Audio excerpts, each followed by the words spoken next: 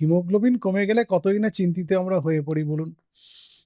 এরকম একটা অসুখ আছে যেখানে হিমোগ্লোবিন বেড়ে যায় এবং সেই স্পেশাল পরিস্থিতিটা আমরা তাকে বলি যে পলিসাইথেমিয়া, যেখানে হিমোগ্লোবিনের পরিমাণ বেড়ে যায় রক্তে।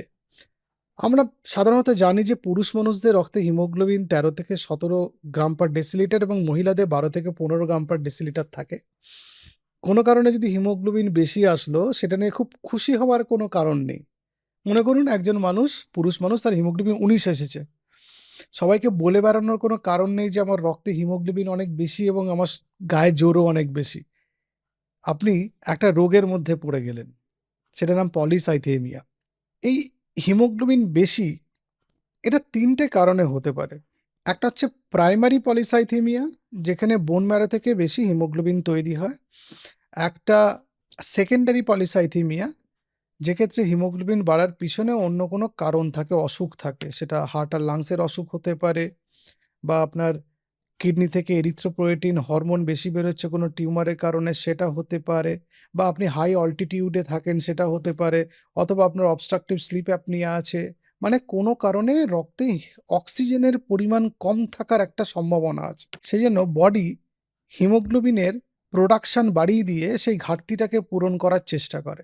আর একটা আছে রিলেটিভ পলিসাইথেমিয়া, ডিহাইড্রেশন বা শরীরে জল অল্পতা হলে সেক্ষেত্রে রক্ত কনসেন্ট্রেটেড হয়ে গিয়ে এই হিমোগ্লোবিন বেশি হয়ে যায়। মানে তখন যা হয় আর কি, আপনার যদি জলের ভাগটা কমে যায় তাহলে relative rise in haemoglobin level হয়, সেক্ষেত্রে হিমোগ্লোবিনের পরিমাণ রক্তে বেড়ে যায়।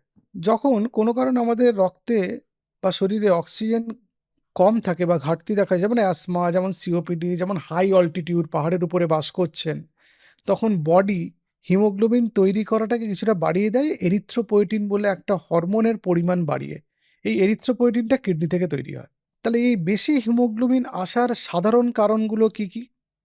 একটা তো স্মোকিং, যেক্ষেত্রে অক্সিজেন লেভেল কম থাকে। সিওপিডি বা chronic obstructive pulmonary disease, asthma বা ক্রনিক লাং ডিজিজ, মানে ইন্টারস্টিশিয়াল লাং ডিজিজের মতো অসুখ, অবস্ট্রাকটিভ স্লিপ অ্যাপনিয়া, এই যে বলছিলাম হাই অল্টিটিউডে বাস করা, বা কনজেনিটাল হার্ট ডিজিজ, জন্ম থেকে হার্টে ফুটো বা ভালভুলার কোনো হার্ট ডিজিজ আছে, কিডনির কোনো টিউমার বা সিস্ট যেটা বেশি এরিথ্রোপয়েটিন হরমোন তৈরি করছে, ডিহাইড্রেশন, কোনো অ্যানাবলিক স্টেরয়েড বেশি নিচ্ছে বা টেস্টোস্টেরন নিচ্ছে বাইরে থেকে শরীরে ওজন বাড়ানোর জন্য, এবং পলিসাইথেমিয়া ভেরা, যেটা বলছিলাম বোন ম্যারোর একটা ক্যান্সারের মতো, যেখান থেকে বেশি হিমোগ্লোবিন প্রোডাকশন হচ্ছে। এই কারণগুলোর জন্য হিমোগ্লোবিনের পরিমাণ রক্তে বেড়ে যায়।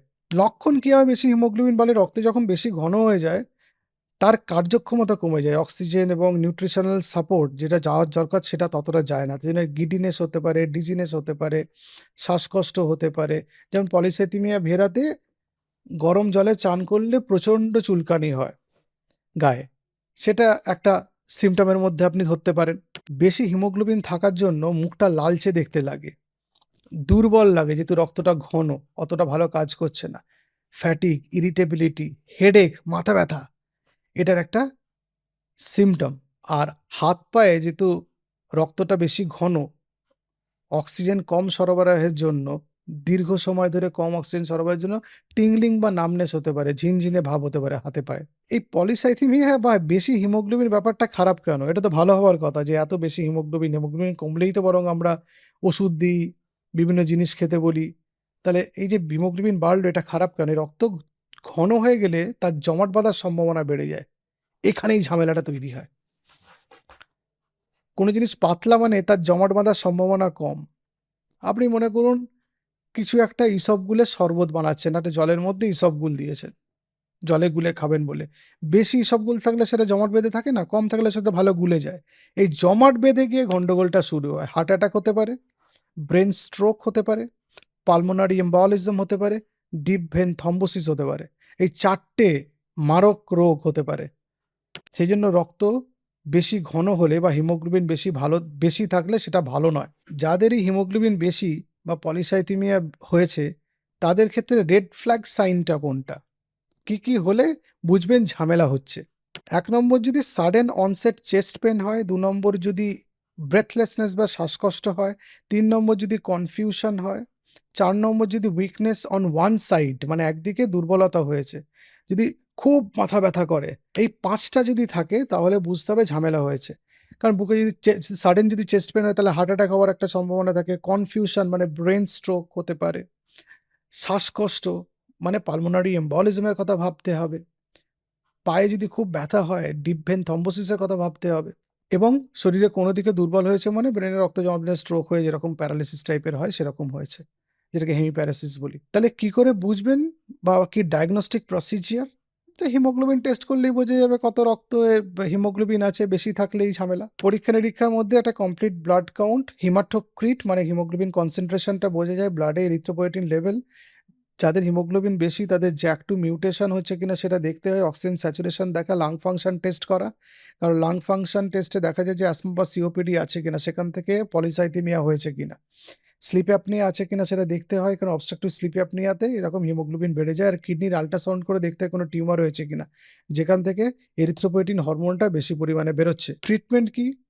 ট্রিটমেন্ট হচ্ছে আগে যদি কোনো কারণ খুঁজে পাওয়া যায় সেগুলো ট্রিট করা, ডিহাইড্রেশন কারেক্ট করা, স্মোকিং থাকলে সেটাকে স্মোকিংটাকে বন্ধ করা, অ্যাসমা COPD থাকলে সেটাকে ইনহেলারটা রেগুলার নেওয়া, সেটার চিকিৎসা করা, অবস্ট্রাকটিভ স্লিপ অ্যাপনিয়া থাকলে CPAP মেশিন ইউজ করা রাত্রিবেলা, কনজেনিটাল হার্ট ডিজিজ থাকলে সেটার সিম্পটোম্যাটিক এবং কারেক্টিভ মেজার্স নেওয়া, সেটার জন্য কার্ডিওলজিস্ট দেখানো ইত্যাদি। এবং JAK2 ইনহিবিটরস বা হাইড্রক্সিউরিয়া পলিসাইথেমিয়া ভেরাতে ব্যবহার করা কিছু ওষুধ আছে, এবং যাতে রক্তটা খুব দ্রুত জমাট বেঁধে না যায় অ্যাসপিরিন জাতীয় ওষুধ অনেককে অ্যাডভাইস করা হয়। এবং ব্লাড লেটিং মানে শরীর থেকে রক্ত খানিকটা বার করে দেওয়া, কিন্তু সেটা নিজে বাড়িতে নিজের শিরা কেটে নয়।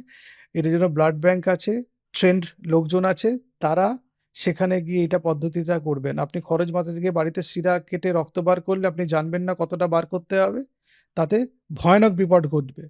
সেজন্য নিজে থেকে নয়, কোনো হসপিটাল বা কোনো একটা ব্লাড ব্যাংকে গিয়ে ডাক্তারের প্রেসক্রিপশন দেখিয়ে এটা করতে হবে। উইথআউট প্রেসক্রিপশন তারা অ্যালাউ করবে না। জীবনশৈলীতে তাহলে কি পরিবর্তন করবেন যাদের হিমোগ্লোবিন বেশি? যারা মনে করুন প্রচুর আয়রন রিচ ফুড খায়, প্রচুর মাটন খাচ্ছেন, সেটাকে কমাতে হবে। ডিহাইড্রেশন থাকলে সেটাতে যেহেতু হয় তাহলে ডিহাইড্রেশনটা প্রিভেন্ট করতে হবে। যাদের পলিসাইথেমিয়া আছে তারা খুব স্ট্রেনুয়াস অ্যাক্টিভিটি থেকে একটু নিজেকে বাঁচিয়ে রাখবেন। নিজের বডি ওয়েট ঠিকঠাক আছে কিনা সেটা মেনটেন করতে হবে। আয়রন সাপ্লিমেন্ট যখন ইচ্ছা, শরীর দুর্বল হলো বলে আয়রন কিনে খাওয়া, অনেকেই করেন এটা, সেটা থেকে বিরত থাকতে হবে। মাঝে মাঝে হিমোগ্লোবিন টেস্ট করে দেখতে হবে। হিমোগ্লোবিনের মাত্রা বেড়ে গেলে সেটাকে কমিয়ে ফেলার ব্যবস্থা করতে হবে ব্লাড ডোনেশন, ব্লাড লেটিং ইত্যাদির মাধ্যমে। আর যাদের স্লিপ অ্যাপনিয়া আছে CPAP মেশিন ইউজ করতে হবে রাত্রে ঘুমানোর সময়, যাতে অক্সিজেনের ঘাটতি না হয়, যাতে বেশি করে হিমোগ্লোবিন তৈরি হতে না পারে প্রয়োজনের বেশি।